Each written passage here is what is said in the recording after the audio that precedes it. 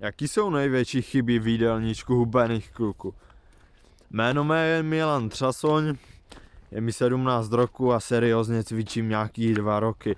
Za tu dobu jsem nabral okolo 20 kg a nepovažuji se zatím za odborníka na výživu, navzdory tomu, že ho aktuálně studuju, ani za kulturistu, ale prostě mě baví zjišťovat ty nejlepší informace o tom, jak posilovat, jíst a podobně.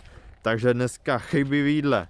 Hleďte, jako hubený kluci, každý dělá tu chybu, největší chybu ze všech, já ji třeba dělal roky a roky jsem promarnil a nebudu vás napínat, je to, že jíte moc.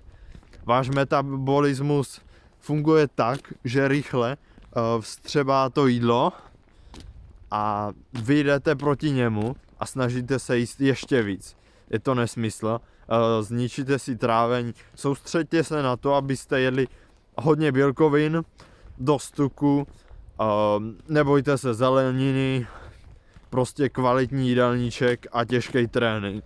Základ. Další věc je, že jíte moc sacharidů. Jako hubeným vám to sice neublíží, nepřiberete z toho, ale na druhou stranu vám to může poměrně slušně rozházet tu inzulinovou hladinu v průběhu dne a i noci klidně, což znamená mnohem menší tvorbu růstového hormonu a testosteronu, které jsou právě zodpovědný za růst svalů. Další věc je to, že jíte málo tuku.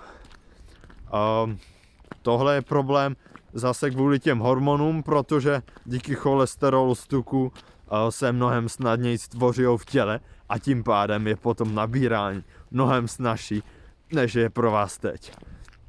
No a poslední věc je teda, že utrácíte prachy za některé zbytečné doplňky a zdaleka nejzbytečnější doplněk je třeba Gainer.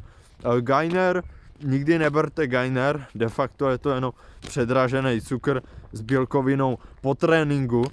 Protein nebo mlíko s ovocem vám dá mnohonásobně víc. A to je teda za mě všechno. Těším se na příště, odebírejte, lajkujte. Jinak máme 18. února a za mě teda zatím zdar.